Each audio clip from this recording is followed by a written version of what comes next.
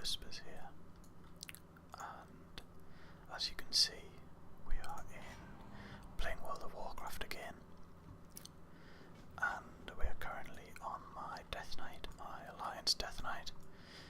He's a human DK, and we are currently level 65 or 66 with him at the moment, so we're just trying to level him up a bit by running some dungeons, which I just tend to find dungeons that are a little bit more fun than just standard leveling techniques. So we're actually running a tank at the moment, so our basic job in this dungeon is to make sure everything is attacking us.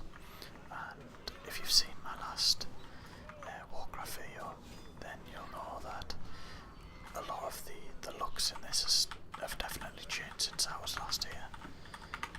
That's because I've actually created myself, or not created myself, but started using a new UI. That UI is called LUI, and it's free to download from. You can get it from curse.com or the Curse client, or you can get it from a few other places. But I download all of my add-ons from the Curse client. Bar one or two, which you can't actually get on there. But yeah, so I might do a little walkthrough guide on my UI at some point. But until then, yeah, just so you know what's going on with the whole user interface situation. So yeah, we're just going to quickly walk our way through. Oh god, someone's pulling.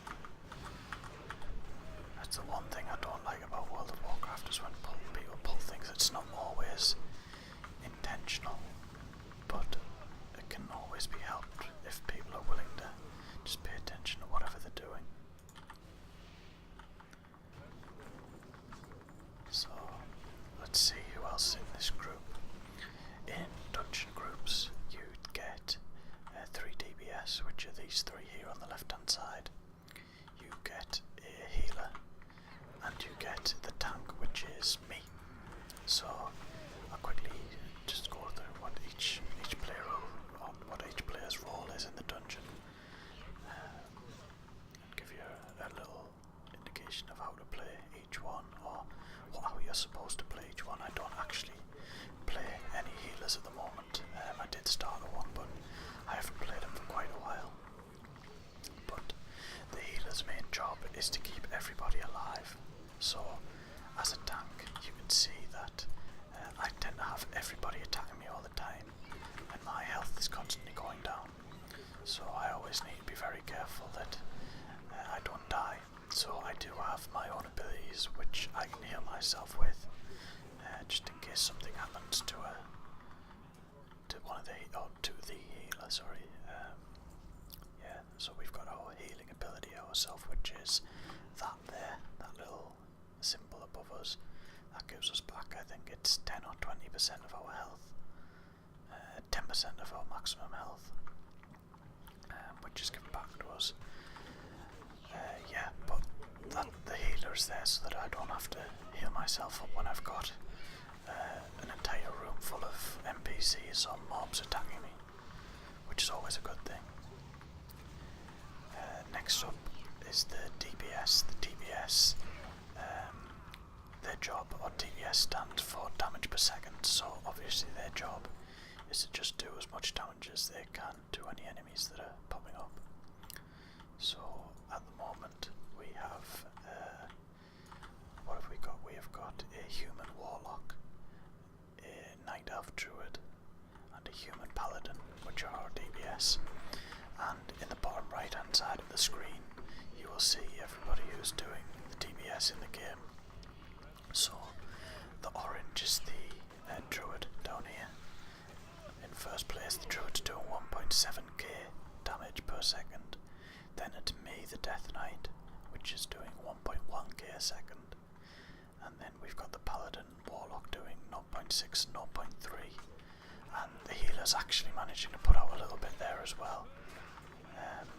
Which is always good. It's always a bonus when you've got a healer who can, he'll keep you alive very well, and he'll not drop a certain amount of health very often, but he can also output some DPS. That's always a good thing.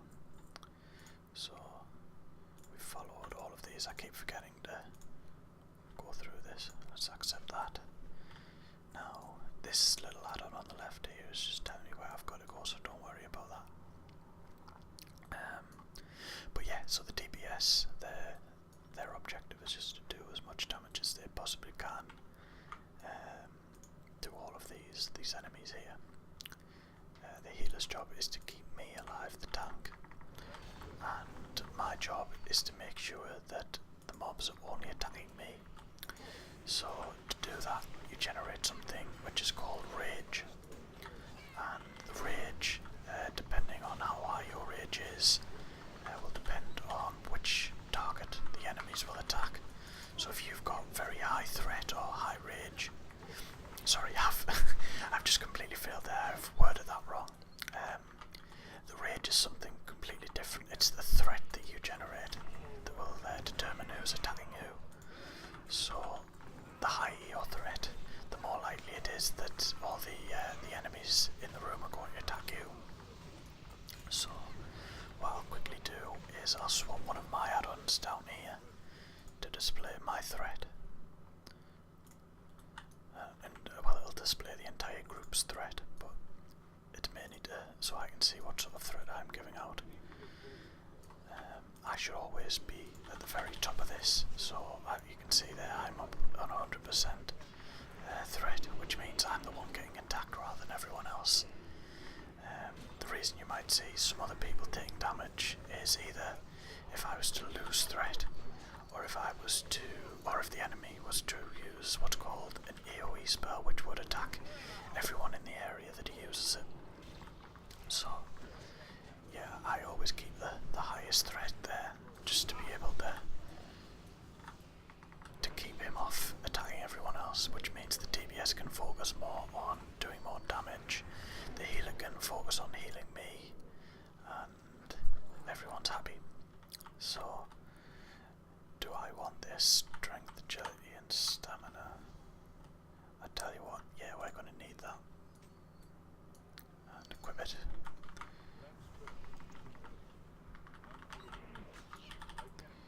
The only problem is that in these lower levels, or any level before level 90, a lot of the DPS feel very cocky because the game has definitely been dumbed down since.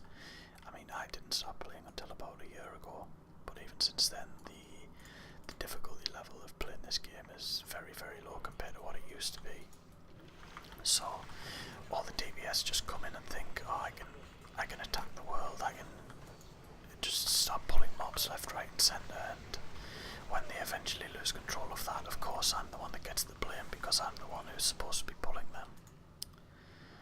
So I've got to try and keep tabs on all of the mobs that are being pulled in the area. So you can see the little, sometimes it goes red, sometimes it goes green, the little bar above their heads. That's basically telling me whether or not they're attacking me. Whenever it's red, it means I need to generate some threat on them and get them to attack me again. And whenever it's green, it means everyone's attacking me, so I can focus on any either that aren't green or that need the focusing, or who need focusing on. So let's just pull the rest of this room here and see if we can get some nice DPS going through the dungeon without losing any threat. So you see there, the bars keep popping between yellow, red and green. I'm always trying to keep them on green so that I can make sure that none of the DPS die.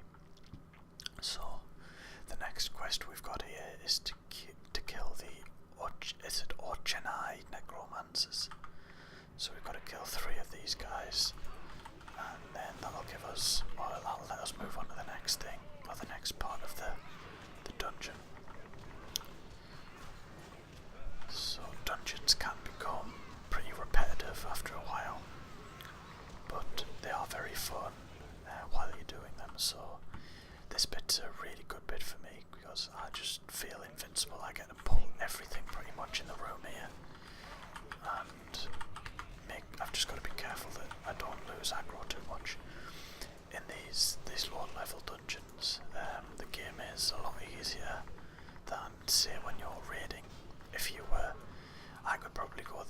this by myself and just survive all the way. Maybe not on this character, but definitely on my high-end character. Whereas in a raid, if you went into a raid by yourself, unless it's a really low-level raid, you will definitely not get through it very easily. There are techniques, of course, as always, to get through all of these, but it's not something that you want to be doing for fun. It's definitely more of an achievement thing if you're going to be doing it. So let's just pull the rest of this lot over here and put out some damage and hope that the healer does enough healing to actually keep me alive. Of course he has, he's a great healer. And right, this guy up here is the boss that we need to kill, so let's go ahead and engage him and see what we can do to him. So I'm going to use that ability there, which pulls out a little companion from the ground, you can see, who starts doing damage as well to this guy. It's just, we're keeping aggro quite nicely on him as well. We've got the ability down here which actually taunts him and makes him attack us as well, which is always a great little thing to have. But now he's starting to spawn these little things called, or they're not little, but what's called ads. And what the ads do is they'll try to attack you while you're attacking the boss, which is never a good thing to have. But after we've killed this guy, I believe that it's actually the end of the dungeon, so unfortunately it's a very short Warcraft Whispers today, but I'm going to teleport out of the dungeon and then teleport back into the dungeon, which takes us back to the start, and I can hand these quests in here. So let's hand in that and we get this robe here and complete quest. Sorry about that, guys.